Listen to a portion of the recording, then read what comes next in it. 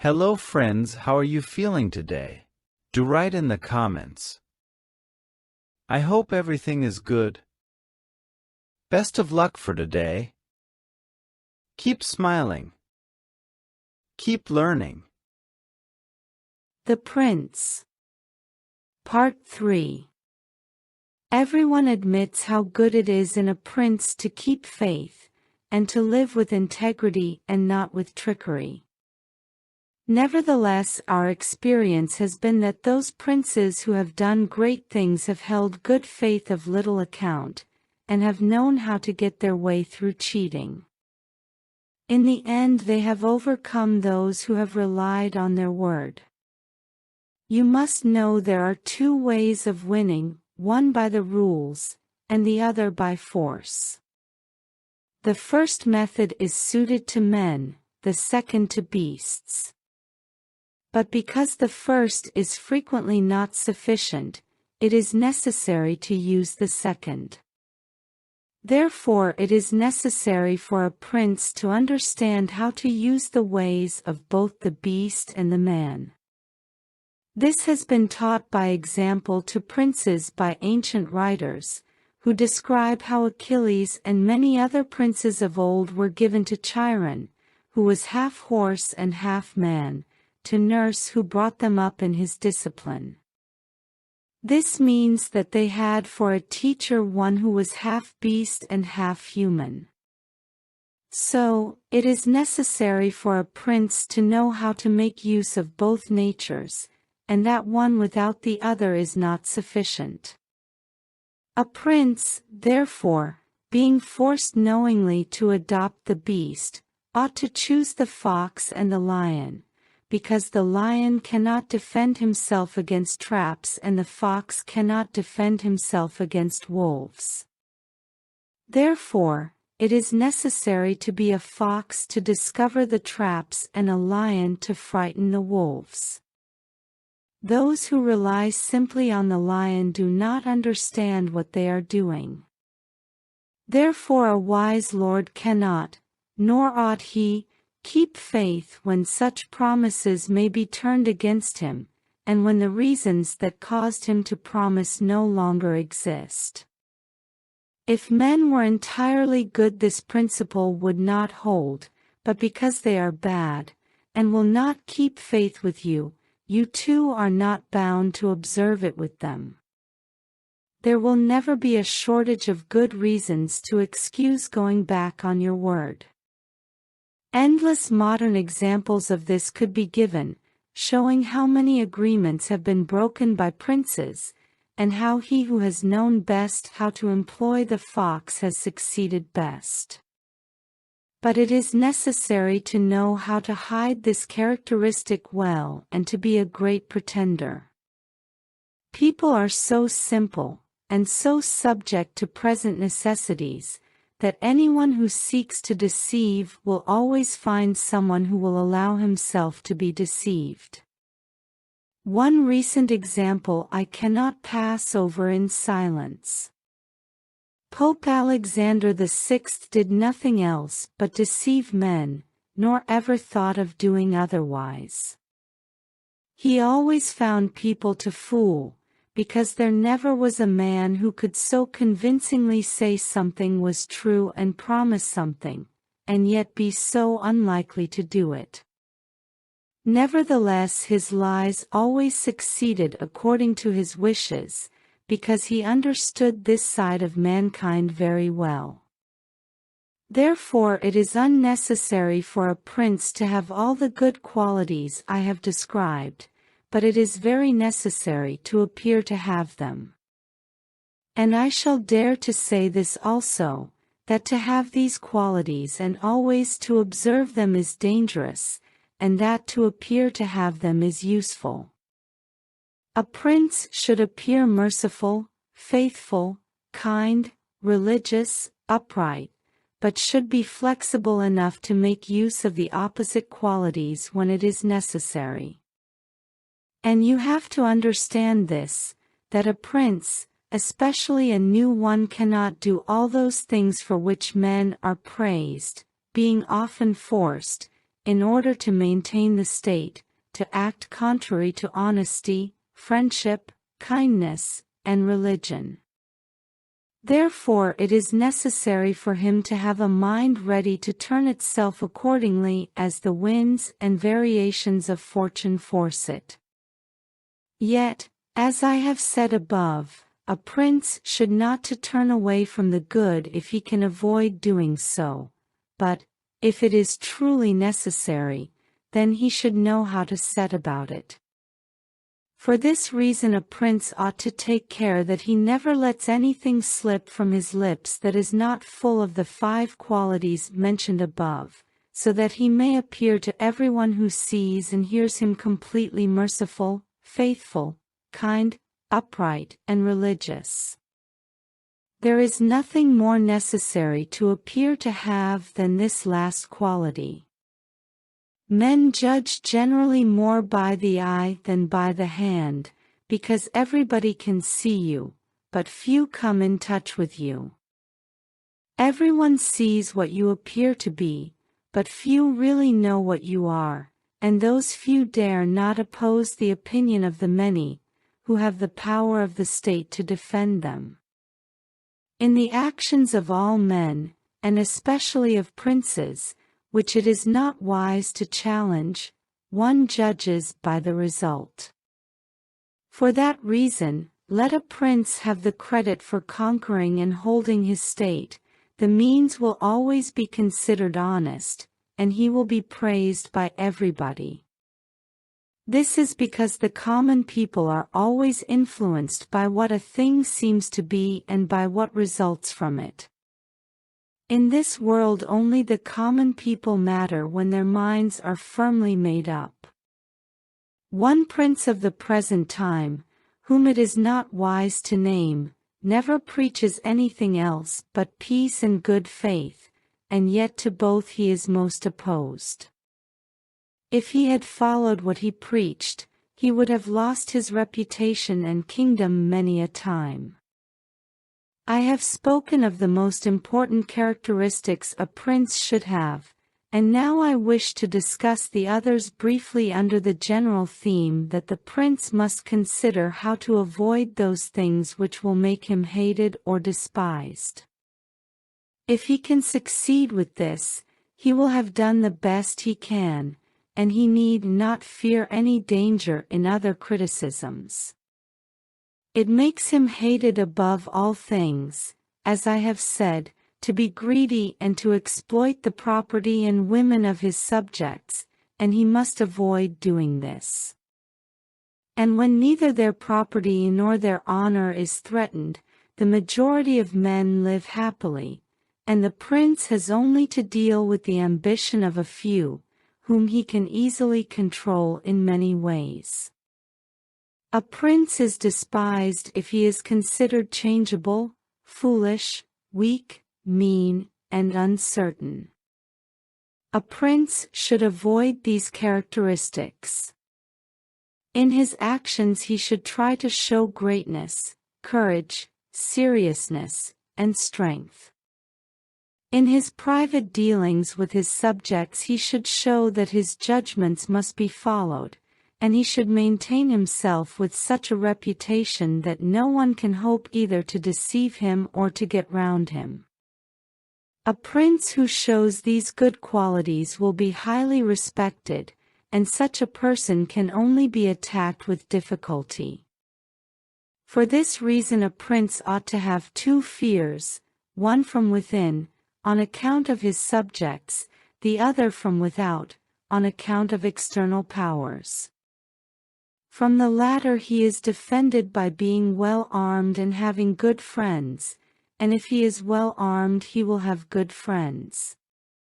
Affairs will always remain quiet within, when they are quiet outside, unless they have been already disturbed by conspiracy, and even if affairs outside are disturbed, if he has carried out his preparations and has lived as I have said, as long as he does not despair, he will resist every attack. But concerning his subjects, when affairs outside are disturbed, he only has to fear that his subjects will conspire secretly. A prince can easily secure himself from this by avoiding being hated and despised, and by keeping the people satisfied with him.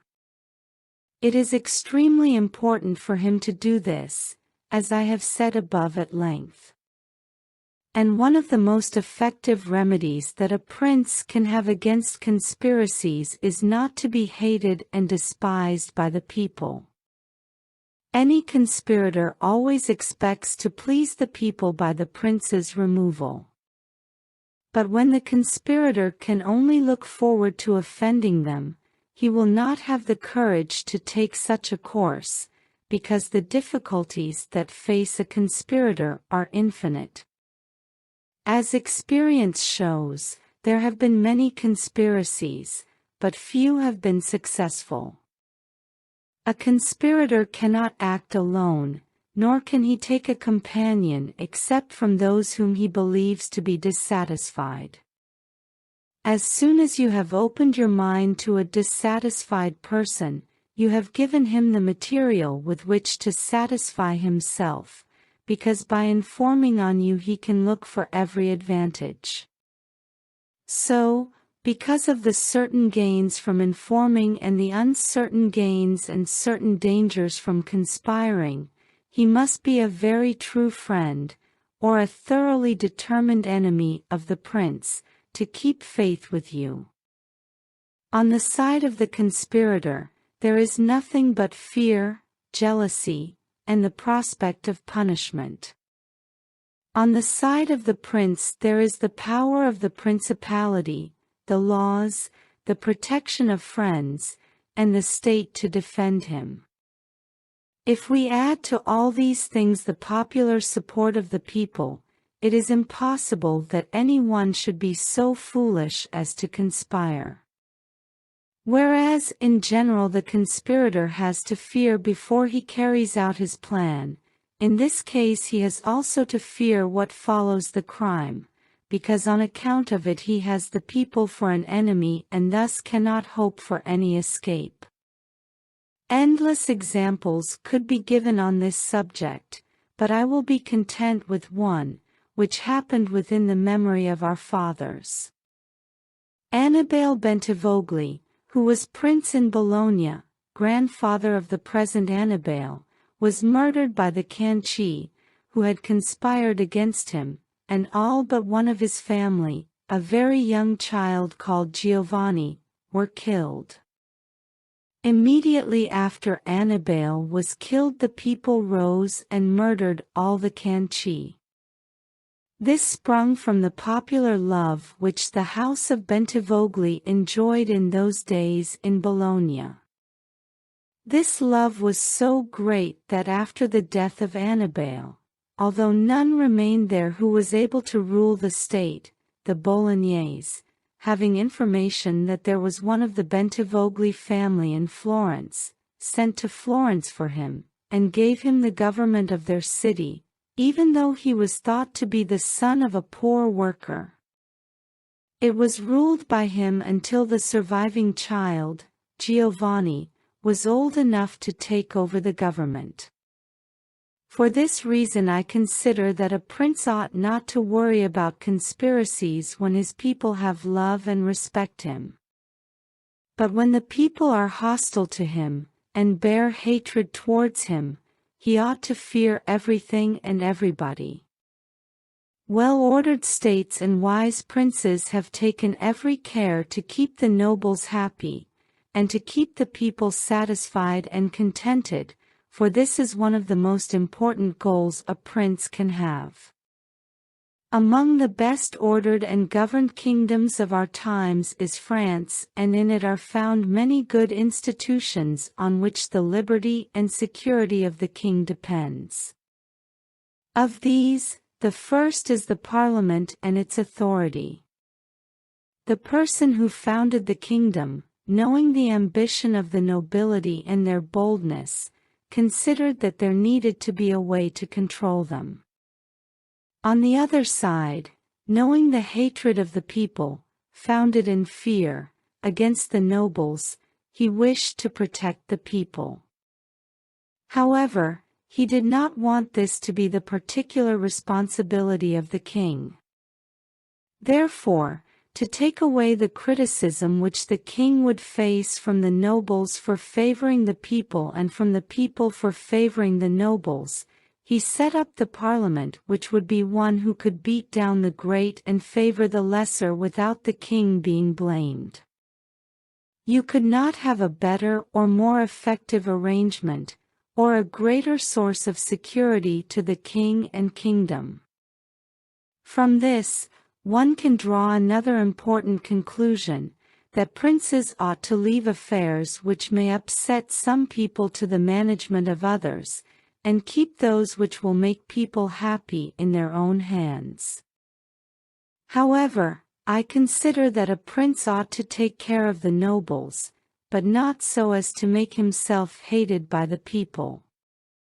It may appear, perhaps, to some who have examined the lives and deaths of the Roman emperors that many of them would be an example contrary to my opinion, seeing that some of them lived nobly and showed great qualities of soul, but nevertheless they lost their empire or were killed by subjects who conspired against them.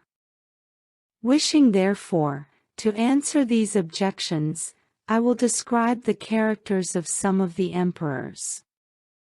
I will show that the causes of their ruin were not different from those described by me.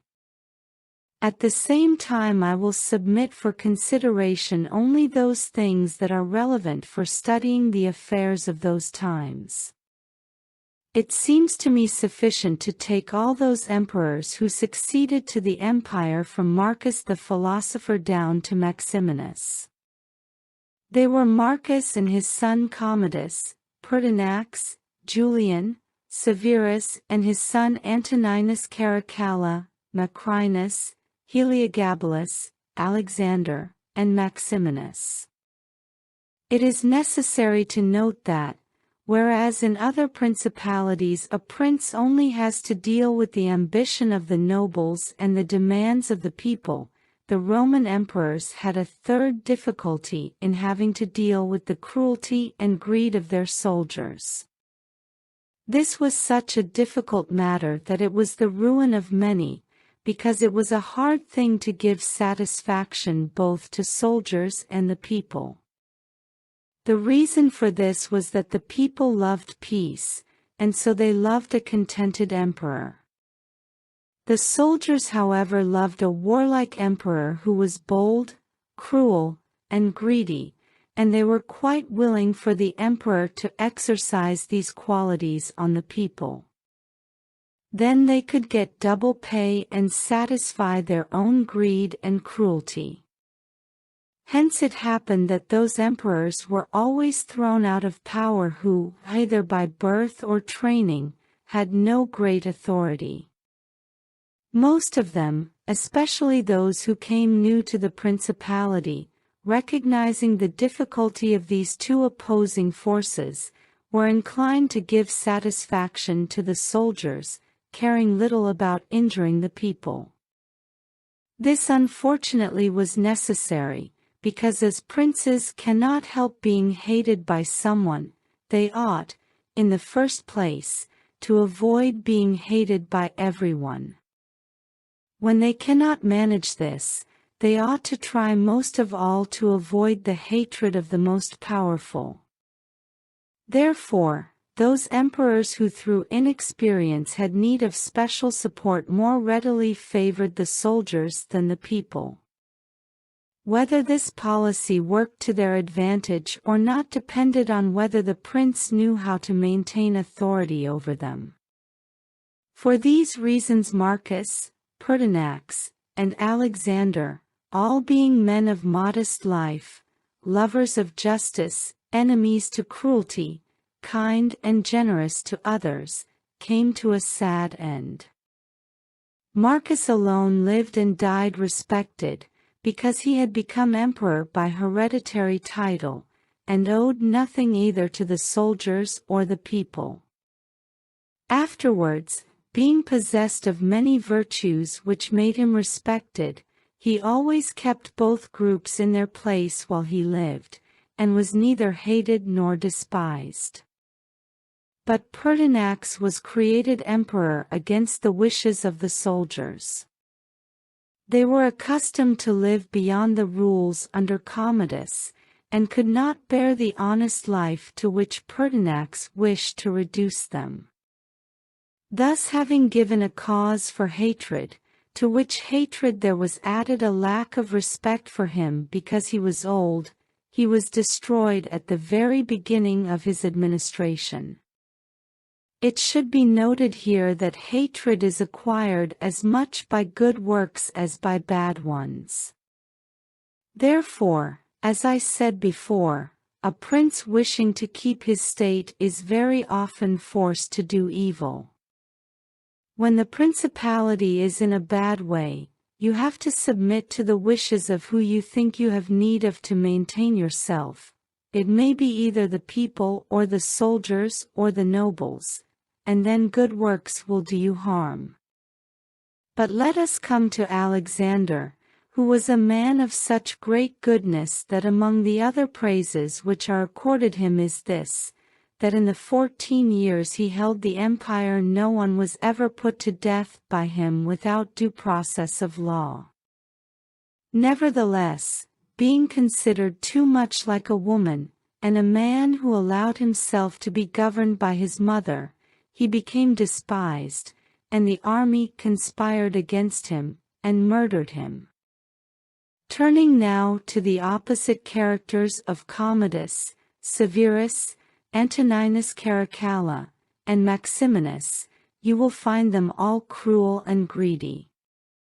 They were men who, to satisfy their soldiers, did not hesitate to commit every kind of wicked act against the people. All, except Severus, came to a bad end. In Severus there was so much courage that, keeping the soldiers friendly, although the people were oppressed by him, he ruled successfully. His courage made him so much admired in the sight of the soldiers and the people that the latter were kept in a way astonished, and the former were respectful and satisfied. Because the actions of this man, as a new prince, were great, I wish to show briefly that he knew well how to be the fox and the lion, which natures, as I have said above, it is necessary for a prince to imitate. Knowing the laziness of the Emperor Julian, he persuaded the army in Sclavonia, of which he was captain, that it would be right to go to Rome and revenge the death of Pertinax, who had been killed by the emperor's own soldiers. Under this pretense, without appearing to want to be emperor, he moved the army towards Rome. He reached Italy before it was even known that he had started. On his arrival at Rome, the Senate, through fear, elected him emperor and killed Julian. After this there remained for Severus, who wished to make himself master of the whole empire, two difficulties, one in Asia, where Niger, head of the Asian army, had caused himself to be named emperor, and the other in the west where Albinus also wanted to be emperor. As he considered it dangerous to declare himself hostile to both, he decided to attack Niger and to deceive Albinus. To the latter he wrote that, being elected emperor by the Senate, he was willing to share that honor with him and sent him the title of Caesar, and moreover, he wrote that the Senate had made Albinus his colleague. This was all believed by Albinus as true. But after Severus had conquered and killed Niger, and settled affairs in the east, he returned to Rome. He complained to the Senate that Albinus, little recognizing the benefits that he had received from him, had sought to murder him, and for this he was forced to punish him. Afterwards he sought him out in France, and took from him his government and life. Therefore, Anyone who carefully examines the actions of this man will find him a most courageous lion and a most tricky fox. He will find him feared and respected by everyone, and not hated by the army. It is not surprising that he, a new man, was able to hold the empire so well, because his reputation for courage always protected him from that hatred which the people might have conceived against him for his violence. His son Antoninus was a very capable man, and had very excellent qualities. These made him admired by the people and accepted the soldiers. He was a warlike man, full of energy, who despised all delicate food and other rich delights. This caused him to be loved by the armies. Nevertheless, his fierceness and cruelties were great and far beyond belief. After endless single murders, he killed a large number of the people of Rome and all those of Alexandria. He became hated by the whole world, and feared by those he had around him, to such an extent that he was murdered in the midst of his army by a soldier. It must be noted here that killings like this, which are done with a resolved courage by those who are not afraid to die, cannot be avoided by princes. Anyone who does not fear to die can do them. But a prince may fear them less because they are very rare. He only has to be careful not to do any serious injury to those whom he employs or has around him in the service of the state. Antoninus had not been careful about this. He had dishonorably killed a brother of that soldier, whom also he threatened each day, yet retained in his own personal soldiers. This, as it turned out, was a foolish thing to do, and proved to be the emperor's ruin. But let us come to Commodus. It should have been very easy for him to hold on to the empire. Being the son of Marcus, he had inherited it, and he only had to follow in the footsteps of his father to please his people and soldiers. But he was by nature cruel and hard. He gave himself up to amusing the soldiers and allowing them too much freedom, so that he could treat the people badly.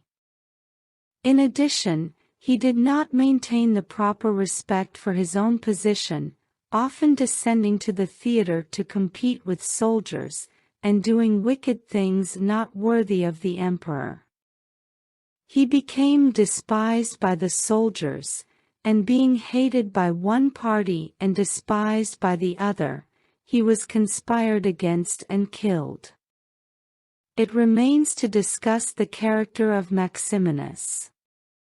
He was a very warlike man, and the armies, being disgusted with the weakness of Alexander, of whom I have already spoken, killed him and elected Maximinus as emperor.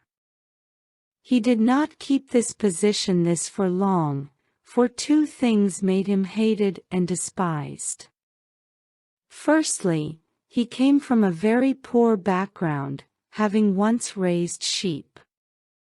This was known by everyone and was considered a completely unsuitable background for an emperor.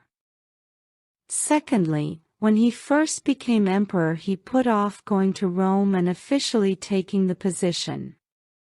He had also gained a reputation for great cruelty by having done many wicked things, through his representatives in Rome and elsewhere in the empire. So, the whole world was moved to anger at the meanness of his birth and by fear of his cruelty. First Africa rebelled, then the Senate with all the people of Rome, and all Italy conspired against him, to which may be added his own army. The army, besieging Aquileia and meeting with difficulties in taking it, were disgusted with his cruelties, and fearing him less when they found so many people against him, murdered him. I do not wish to discuss Heliogabalus, Macrinus, or Julian, who, being thoroughly despised, were quickly wiped out.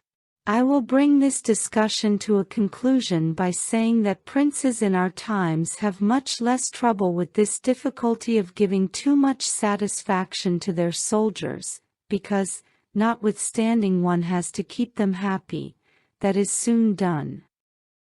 None of these princes have armies that are experienced in the governing and administration of parts of an empire, as were the armies of the Roman Empire.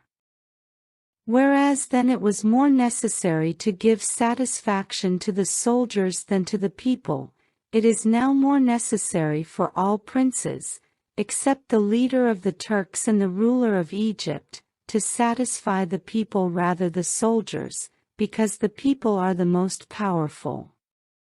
From the above I have excluded the leader of the Turks, who always keeps 12,000 foot soldiers and 15,000 horse soldiers round him, on which depend the security and strength of the kingdom. It is thus necessary that, putting aside every consideration for the people, he should keep them his friends. The kingdom of the Egypt is similar, being entirely in the hands of soldiers. It follows again that, without regard to the people, the leader must keep the soldiers as his friends. But you must note that the state of Egypt is unlike all other principalities. It is most like that controlled by the Pope.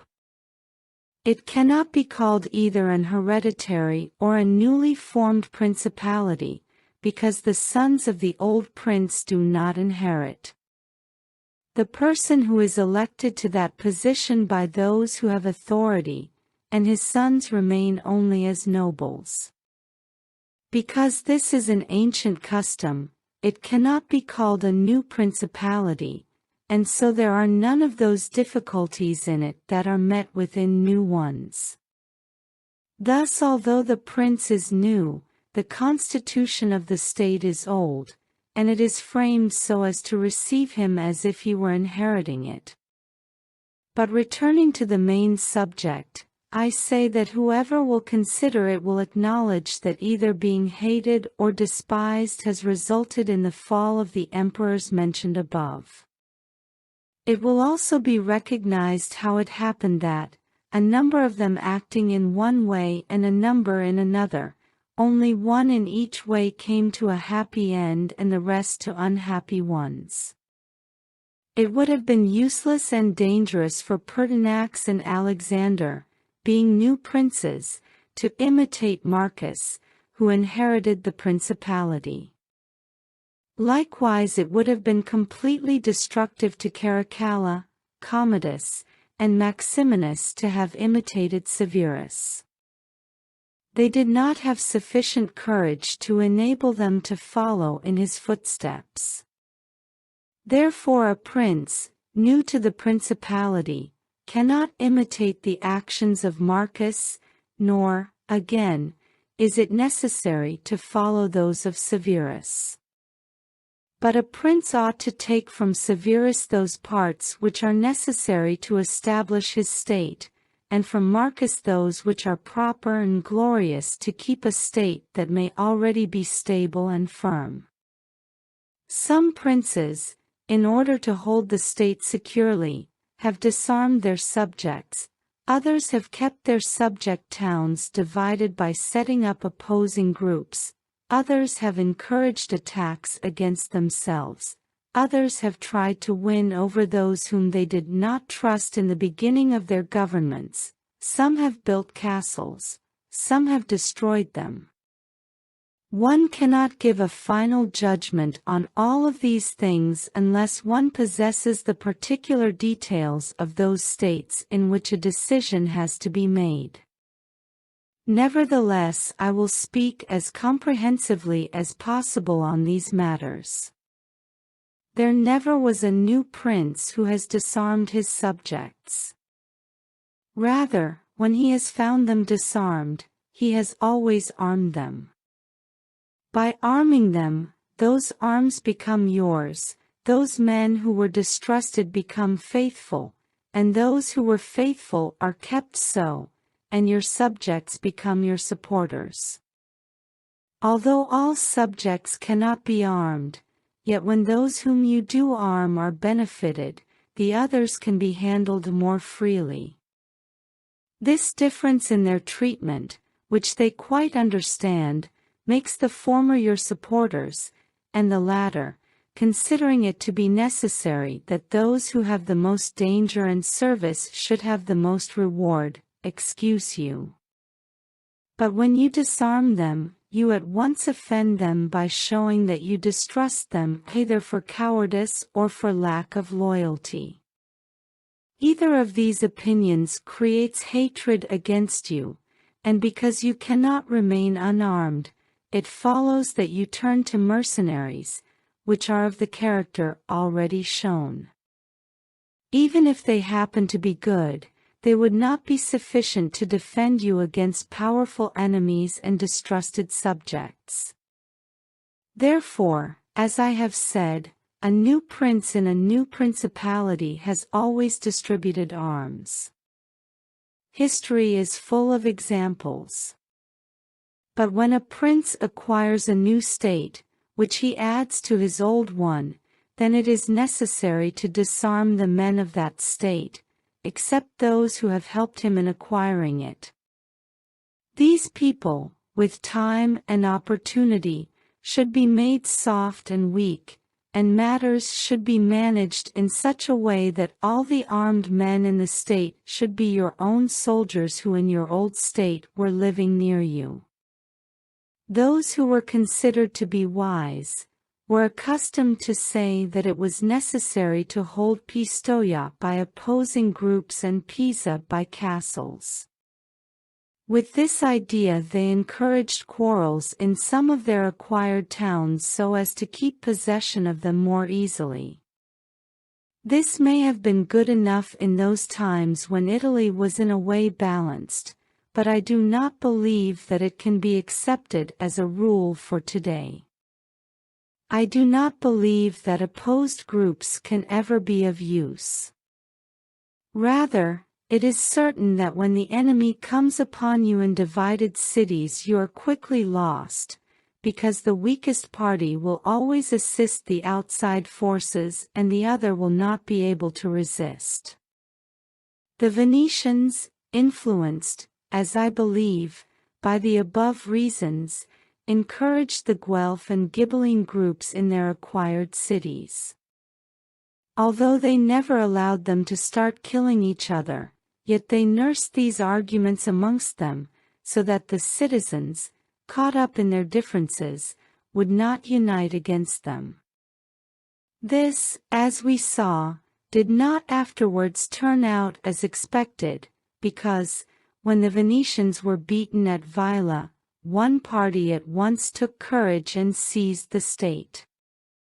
Such methods therefore show weakness in the prince, because these opposing groups would never be permitted in a strong principality. Such methods for enabling one to manage subjects more easily are only useful in times of peace. But if war comes, this policy is a mistake. Without doubt princes become great when they overcome the difficulties that face them, and a new prince has a greater necessity to earn a reputation than an hereditary one. Therefore fortune, especially when she desires to make a new prince great, causes enemies to arise and conspire against him, in order that he may have the opportunity of overcoming them, and thus climb higher as if by a ladder which his enemies have raised. For this reason many consider that a wise prince, when he has the opportunity, ought to create some enemies against himself, so that, having crushed them, his reputation may rise higher. Princes, especially new ones, have found more loyalty and assistance in those men who in the beginning of their rule were distrusted than among those who in the beginning were trusted. Pandolfo Petrucci, Prince of Siena, ruled his state more by those who had been distrusted than by others. But on this question one cannot speak generally, for it varies so much with the individual. I will only say this, that those men who at the commencement of a principality have been hostile, if they really need assistance to support themselves, can always be turned into supporters with the greatest ease. They will be tightly bound to serve the prince faithfully because they know it is very necessary for them through their actions to change the bad opinion which the prince had formed of them. Thus the prince always extracts more profit from them than from those who, serving him in too much security, may neglect his affairs. Related to this, I must not fail to warn a prince, who by means of secret favors has acquired a new state. He must carefully consider the reasons which induced those to favor him who did so. If it was not a natural feeling towards him, but only discontent with their government, then he will only keep them friendly with great trouble and difficulty, because it will be impossible to satisfy them.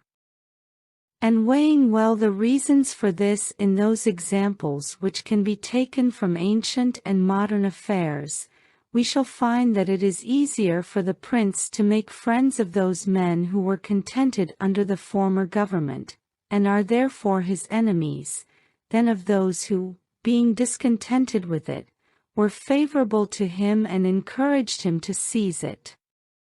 It has been a custom with princes, in order to hold their states more securely, to build castles that may serve as a warning for those who might design to work against them, and as a place of protection from a first attack.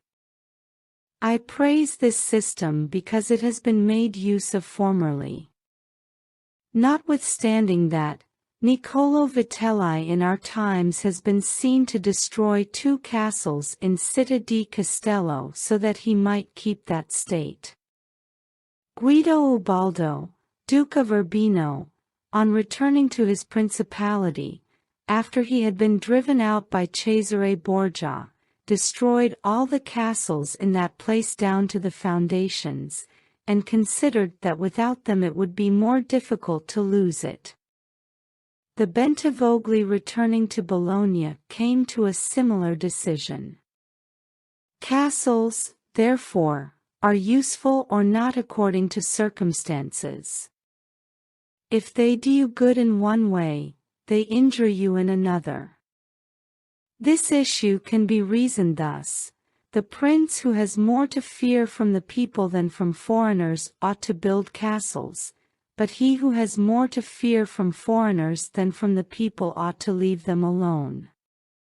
The castle of Milan, built by Francesco Sforza, has made, and will make, more trouble for the house of Sforza than any other rebellion in the state. For this reason the best possible castle is not to be hated by the people. Although you may hold the castles, yet they will not save you if the people hate you. There will always be foreigners to assist a people who have taken arms against you. It has not been seen in our times that such castles have been of use to any prince unless to the Countess of Forli, when the Count Girolamo, her husband, was killed. With the castle, she was able to resist the popular attack and wait for assistance from Milan, and thus recover her state. The circumstances were such at that time that the foreigners could not assist the people. But castles were of little value to her afterwards when Cesare Borgia attacked her, and when the people, her enemy, were helped by foreigners. Therefore, it would have been safer for her, both then and before, not to have been hated by the people than to have had the castles. All these things considered then, I shall praise him who builds castles as well as him who does not, and I shall blame whoever, trusting in them, cares little about being hated by the people. Nothing makes a prince so famous as great achievements and setting a fine example. We have in our time Ferdinand of Aragon, the present King of Spain. He can almost be called a new prince, because he has risen, by success and glory, from being an insignificant king to be the most famous king in our part of the world. If you examine his deeds, you will find them all great and some of them extraordinary. When he first became king, he attacked Granada, and this was the foundation of his success. He did this quietly at first and without any fear of others standing against him, because he kept the minds of the barons of Castile occupied in thinking of the war and not anticipating any innovations. Thus, they did not perceive that by these means he was acquiring power and authority over them. He was able with the money of the church and of the people to sustain his armies, and by that long war to lay the foundation for the military skill which has since distinguished him. In addition, always using religion as a justification, in order to undertake greater schemes, he devoted himself with great cruelty to driving out and clearing his kingdom of the Moors. There could not be a more admirable example, nor one more rare. Using this same reason, he attacked Africa, he began fighting in Italy, and he has finally attacked France. Thus his achievements and designs have always been so remarkable that they have kept the minds of his people in admiration and kept them occupied with carrying them out. His actions have arisen in such a way, one out of the other, that people have never been given enough time to work steadily against him. It greatly assists a prince to set unusual examples in internal affairs, similar to those which are told of Bernabo de Milano. When he had the opportunity in civil life to take account of someone who had done some extraordinary thing, either good or bad, he would use some method of rewarding or punishing him which would be much spoken about. A prince ought, above all things, to always try in every action to develop the reputation of being a great and remarkable man. A prince is also respected when he is either a true friend or an absolute enemy, that is to say, when, without any reservation, he declares himself in favor of one party against the other. This course will always be more advantageous than standing neutral. If two of your powerful neighbors come to blows, you have either to fear the winner or not. In either case it will always be more advantageous for you to support one of them and to actively make war. If you do not declare yourself, you will invariably be attacked by the conqueror, to the pleasure and satisfaction of the loser, and you will have no reasons to offer, nor anything to protect or to shelter you. The conqueror does not want doubtful friends who will not aid him in the time of difficulty, and the loser will not protect you because you did not willingly, sword in hand, follow his fate. Antiochus went into Greece, being sent for by the Aetolians to drive out the Romans. He sent messengers to the Achaeans, who were friends of the Romans, urging them to remain neutral. On the other hand, the Romans urged them to take up arms. This question came to be discussed in the Council of the Achaeans, where the representative of Antiochus urged them to stand neutral. To this the Roman representative answered, "As for that which has been said, that it is better and more advantageous for your state not to interfere in our war, nothing can be more wrong. By not interfering you will be left without favor or consideration, and will become the prize of the conqueror. Thus it will always happen that the one who is not your friend will demand your neutrality, while the one who is your friend will beg you to declare yourself with arms. Weak princes, to avoid present dangers, generally follow the neutral path, and are generally ruined. But when a prince declares himself courageously in favor of one side, if the party with whom he joins himself conquers, although the conqueror may be powerful and may have him at his mercy, yet he is indebted to him, and a bond of friendship is established. Men are never so low as to become a symbol of ungratefulness by oppressing you. Victories, after all, are never so complete that the winner must not show some regard, especially to justice. But if the one you support loses, you may be sheltered by him, and while he is able he may aid you, and you can become companions on a fortune that may rise again. In the second case, when those who fight are of such a character that you do not feel threatened by whoever wins, it becomes even more important to support one side. By doing this, you assist at the destruction of one by the aid of another. Because of your much-needed assistance, the conqueror remains dependent on you. It must be noted here that a prince should never join with one more powerful than himself for the purposes of attacking others, unless it is absolutely necessary. If he conquers, you are at his mercy, and as much as possible princes ought to avoid being in a weaker position to anyone. The Venetians joined with France against the Duke of Milan, which caused their ruin, and could have been avoided. But when it cannot be avoided, as happened to the Florentines when the Pope and Spain sent armies to attack Lombardy, then in such a case, for the above reasons, the prince ought to support one of the parties. No government should imagine that it can choose perfectly safe courses. It should expect to have to take very doubtful ones, because in ordinary affairs one never seeks to avoid one trouble without running into another. Wisdom consists of knowing how to distinguish the character of troubles, and how to choose the lesser evil. A prince ought also be seen to support people of ability, and to honor the skilled in every art.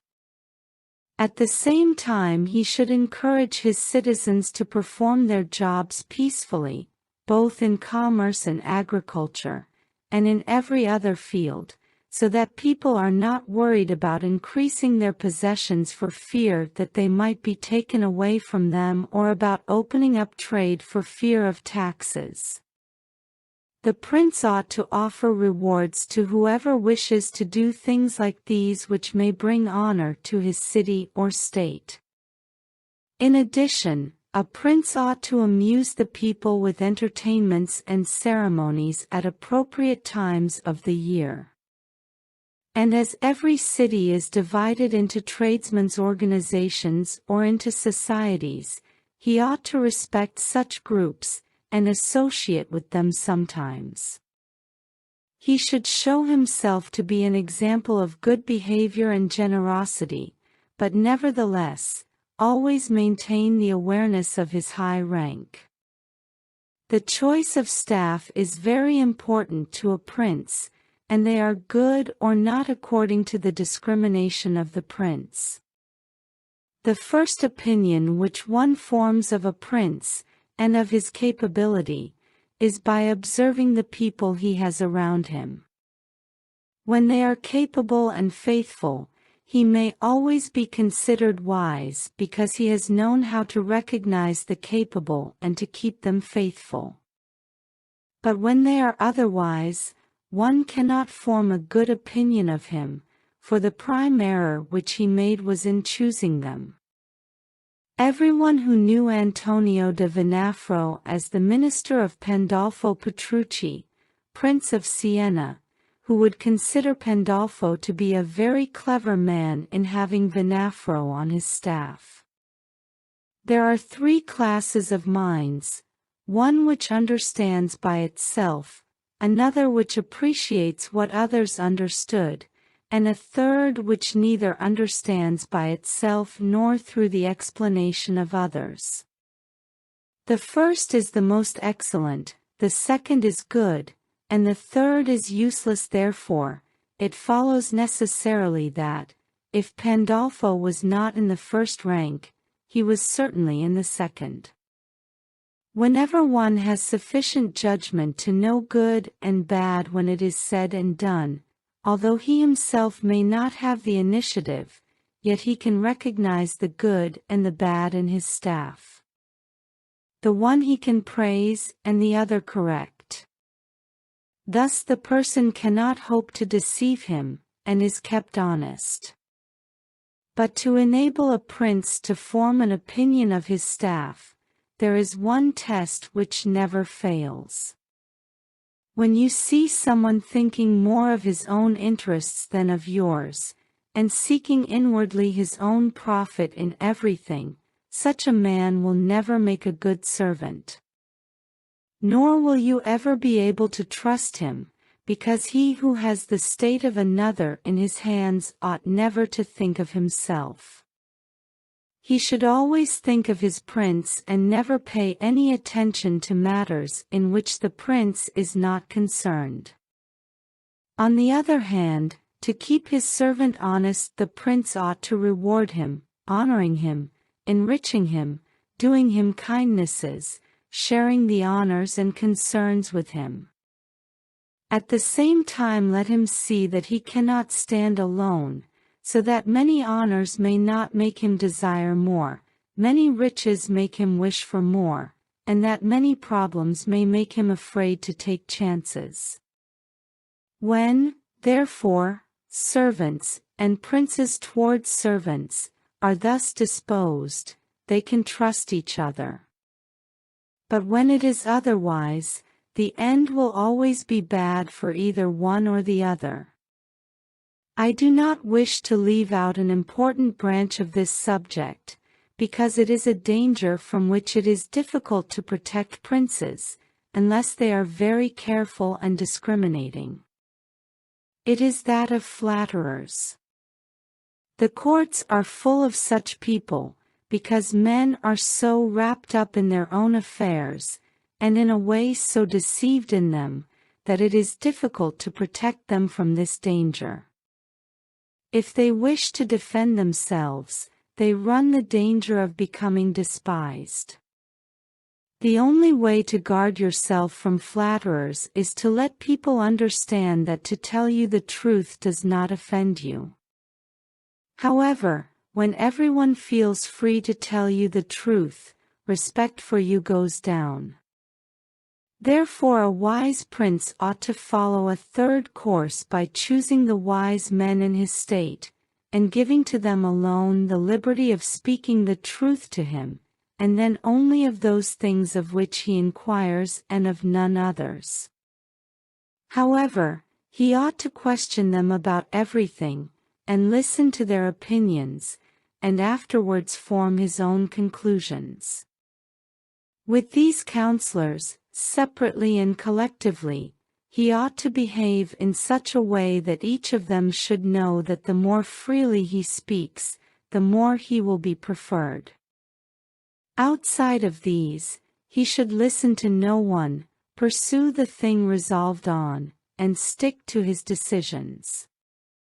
He who does otherwise is either beaten by flatterers, or is so often changed by varying opinions that he is laughed at.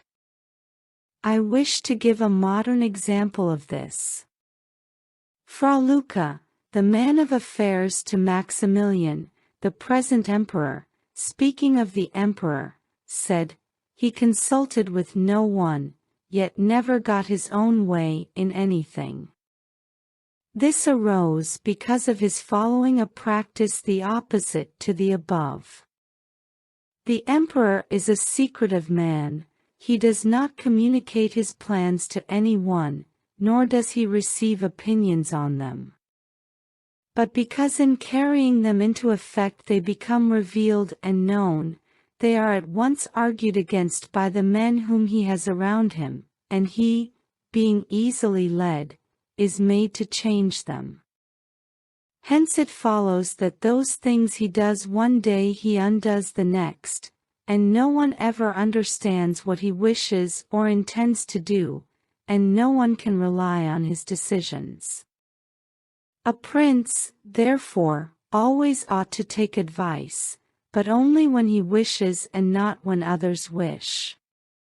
He ought to make it clear that he does not want advice unless he asks for it. However, he ought to constantly inquire, and afterwards be a patient listener concerning the things he asked about. Also, on learning that anyone, on any matter, has not told him the truth, he should let his anger be felt. There may be some who think that a prince might appear to be wise not through his own ability, but because he has good advisers around him. Such a belief is clearly wrong, because a prince who is not wise himself will never take good advice, unless by chance he has yielded his affairs entirely to one person who happens to be a very clever man. In this case indeed, he may be well governed, but it would not be for long, because such a governor would in a short time take his state away from him. If a prince who is not wise takes advice from more than one person, he will always get different bits of advice, and he will not know how to accommodate them. Each of the advisers will think of his own interests, and the prince will not know how to control them or to see through them. This is typical, because men will always deceive you, unless they are kept honest by constraint. Therefore it must be inferred that good advice, no matter where it comes from, is a result of the wisdom of the prince. The wisdom of the prince does not come from good advice. The previous suggestions, if they are carefully followed, will enable a new prince to appear well established, and make him at once more secure in the state than if he had been long seated there. This is important because the actions of a new prince are more critically observed than those of an hereditary one. When princes are seen to be capable, they gain more men and make them more loyal than ancient blood. This is because men are attracted more by the present than by the past. When they find the present good, they enjoy it and seek no further. They will also strongly defend a prince if he does not fail them in other things. Thus it will be a double glory for him to have established a new principality, and enriched and strengthened it with good laws, good arms, good friends and good leadership. Similarly, it will be a double dishonor for someone who is born a prince to lose his state through a lack of wisdom. If we look at those princes who have lost their states in Italy in our times, such as the King of Naples, the Duke of Milan, and others, there will be found in them, firstly, one common problem in regard to arms from the causes which have already been discussed at length. Secondly, some will be seen either to have had the people hostile, or if he has had the people friendly, he has not known how to secure the nobles. In the absence of these problems, states that have enough power to keep an army in the field cannot be lost. Philip of Macedon, not the father of Alexander the Great, but the one who was conquered by Titus Quintius, did not have a big state compared to the greatness of the Romans and of Greece who attacked him. Yet, being a warlike man who knew how to attract the people and secure the nobles, he sustained the war against his enemies for many years, and if in the end he lost some of his cities, nevertheless he retained the kingdom.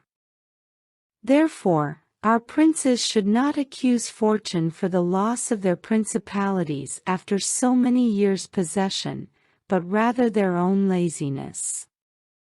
In quiet times they never thought there could be change. It is a common weakness in people not to make any provision in the calm against the storm. When afterwards the bad times came, they thought of running away and not of defending themselves. They hoped that the people, disgusted with the attitude of the conquerors, would call them back. This course, when others fail, may be good, but it is very bad to have neglected all other possibilities for that. You should never wish to fall because you hope to find someone later on to restore you. This either does not happen or, if it does, it will not be good for your security. Being saved is of no use unless it is by your own efforts. The only reliable, certain, and lasting ways are those that depend on yourself and your courage. Many people have had, and still have, the opinion that the affairs of the world are governed by fortune and by God, and humans with their wisdom cannot direct them and no one can even help them. Because of this they would have us believe that it is not necessary to labor much in affairs, but to let chance govern them. This opinion has gained more credit in our times because of the great changes in affairs which have been seen, and may still be seen, every day, beyond all human prediction. Sometimes thinking over this, I am in some degree inclined to their opinion. Nevertheless, in order not to destroy our free will, I believe that fortune decides half of our actions, but that she still leaves the other half, or perhaps a little less, for us to direct. I compare fortune to one of those great rivers, which when in flood covers the plains, sweeping away trees and buildings, bearing away the soil from place to place. Everything flies before it, all yield to its violence, without being able in any way to resist it. But although its nature is like that, it does not follow therefore that people, when the weather becomes fine, should not make preparations, both with canals and defenses, so that in the future the rising waters are directed away, and their force is not so unrestrained and dangerous. It is the same with fortune, who shows her power where courage has not made preparations to resist her. She turns her forces where she knows that walls have not been raised to constrain her. Now if you consider Italy, which is the center of these changes and which has given them their strength, you will see it to be an open country without walls and without any defenses. If it had been defended with proper courage, as are Germany, Spain, and France, this invasion would not have made such great changes, or it would not have come at all. And this I consider enough to say concerning resistance to fortune in general. But confining myself more to the particular, a prince may be seen to be happy today and ruined tomorrow without having shown any change of attitude or character. This, I believe, arises firstly from causes that have already been discussed at length, namely, that the prince who relies entirely on fortune is lost when it changes.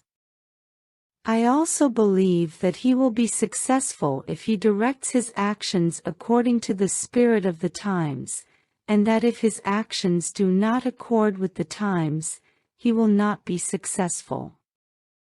Men achieve glory and riches by various methods, one with caution, another with haste, one by force, another by skill, one by patience, another by its opposite, and each one succeeds in reaching the goal by a different method. One can also see of two cautious men that one attains his end, and the other fails. Similarly, two men seem to be equally successful, one by being cautious, the other by taking risks. All these differences arise from nothing else except whether or not they conform in their methods to the spirit of the times. This follows from what I have said, that two men working differently bring about the same effect, and of two working similarly, one attains his object and the other does not.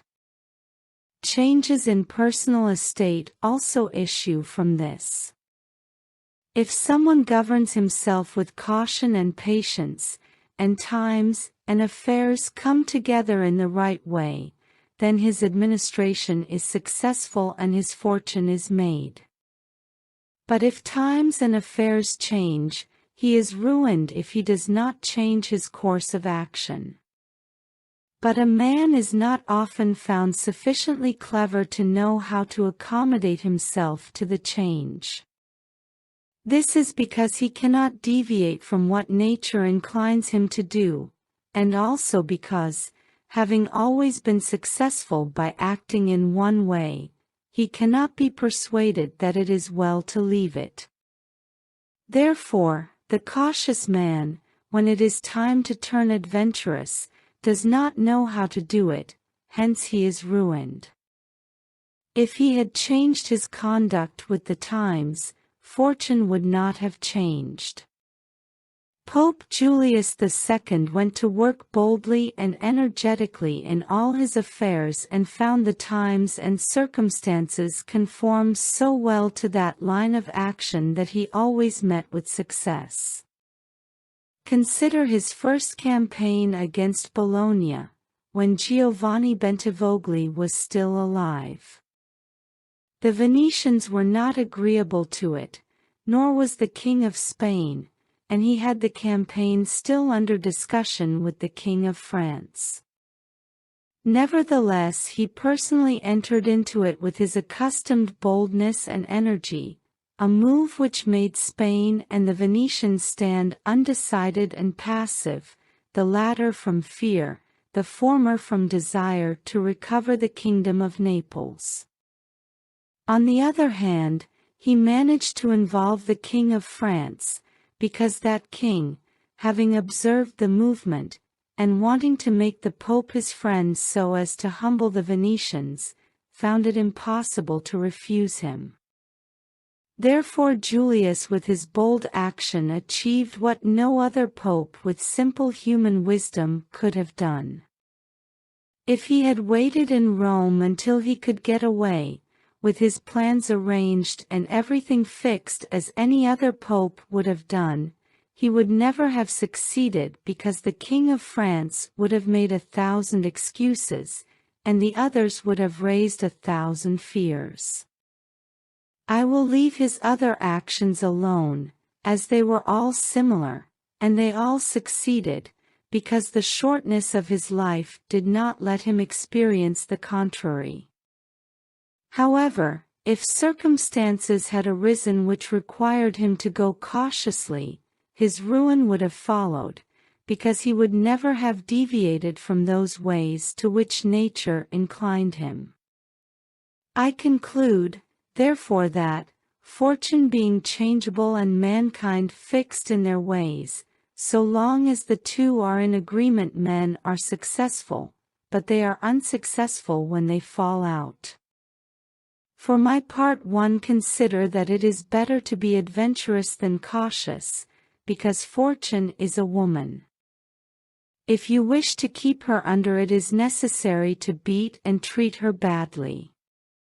She allows herself to be mastered by the adventurous rather than by those who go to work more coldly.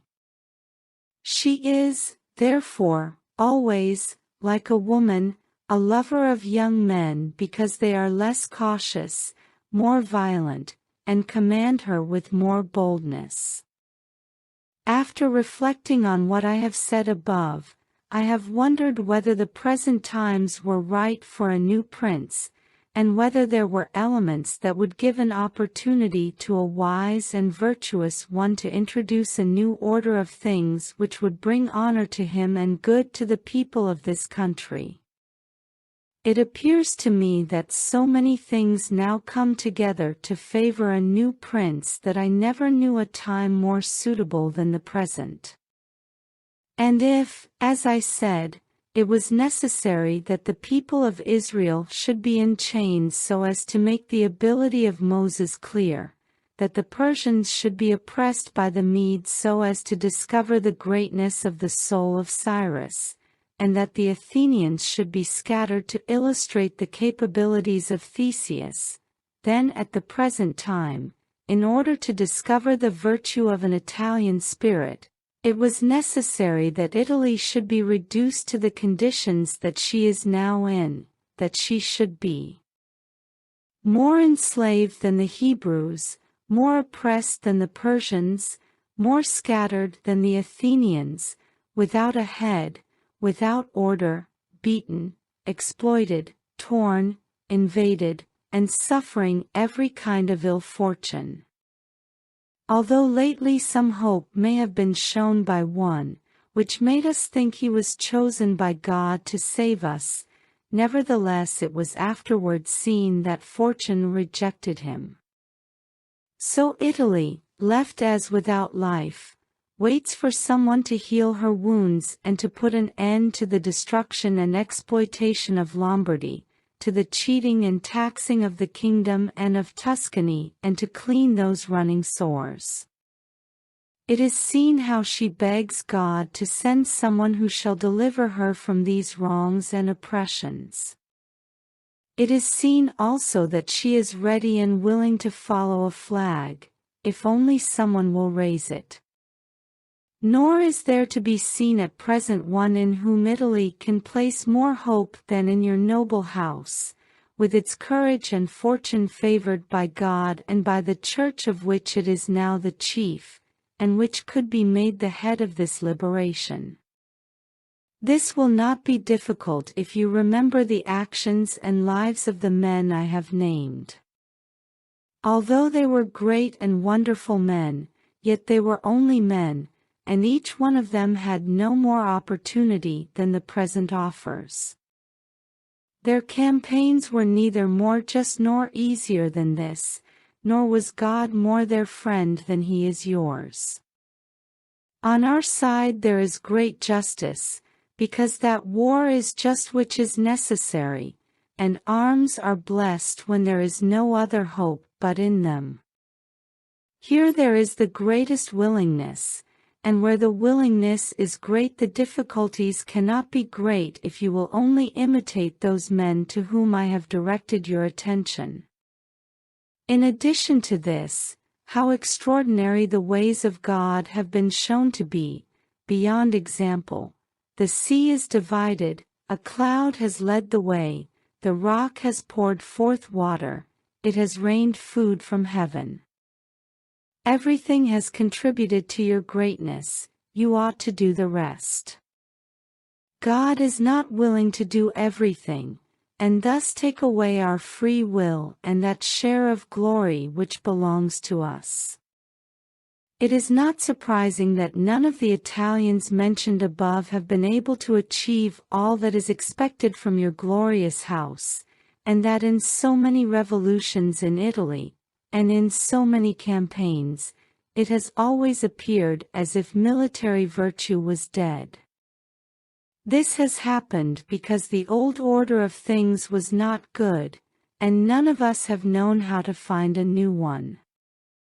Nothing honors a man more than to establish new laws when he himself is newly risen. Such things when they are well founded and proper will make him loved and admired, and in Italy there are great opportunities to do this. Here there is great courage in the limbs while it fails in the head. Look carefully at the individual hand-to-hand fights, to see the excellence of the Italians in strength, speed, and skill. but when it comes to armies they are hopeless. This is entirely the result of poor leadership. Those who are capable are not obeyed. Each one thinks they are capable, but none stands out above the rest, either in courage or fortune. Hence for so long a time, and during so much fighting in the past 20 years, whenever there has been a wholly Italian army, it has always performed badly. The first example of this is Il Taro, and then there are Alessandria, Capua, Genoa, Vila, Bologna, Mestre. If, therefore, your great house wishes to follow these remarkable men who have saved their country, it is necessary before all things, as a true foundation for every campaign, to be provided with your own forces, because there can be no more faithful, truer, or better soldiers. Although individually they are good, together they will be much better when they find themselves commanded by their prince, respected by him, and maintained at his expense. Therefore it is necessary to be prepared with such arms, so that you can be defended against foreigners by Italian courage. And although Swiss and Spanish foot soldiers may be considered very strong, nevertheless there is a weakness in both, by reason of which a third order would not only be able to oppose them, but might be relied upon to defeat them. For the Spaniards cannot resist horse soldiers, and the Swiss are afraid of foot soldiers whenever they encounter them in close fighting. Owing to this, as has been and may again be seen, the Spaniards are unable to resist French horse, and the Swiss are beaten by Spanish foot soldiers. Although complete proof of this latter cannot be shown, nevertheless there was some evidence of it at the Battle of Ravenna, when the Spanish foot soldiers were faced by German soldiers, who fight in the same way as the Swiss.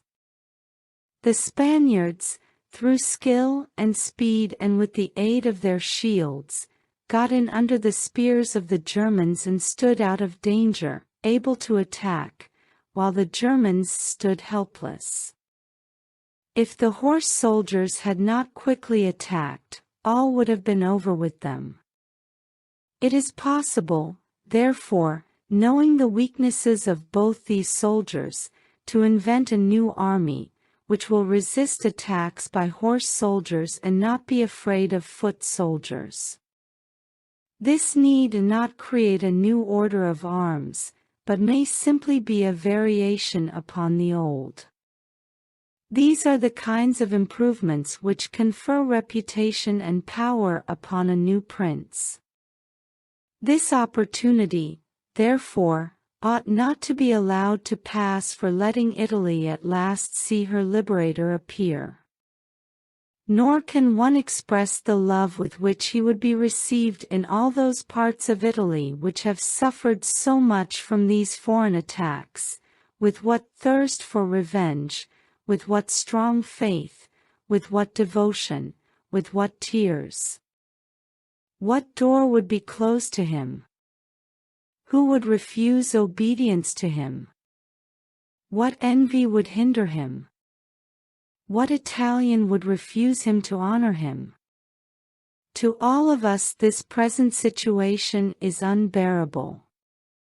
Let, therefore, your great family take up this task with that courage and hope with which all just causes are undertaken, so that under its flag our native country may be made great again, and under your command that saying of Petrarch will be shown to be true virtue against fury shall advance the fight and in the battle soon shall put to flight, for the old Roman courage is not dead and still burns in the Italians' hearts.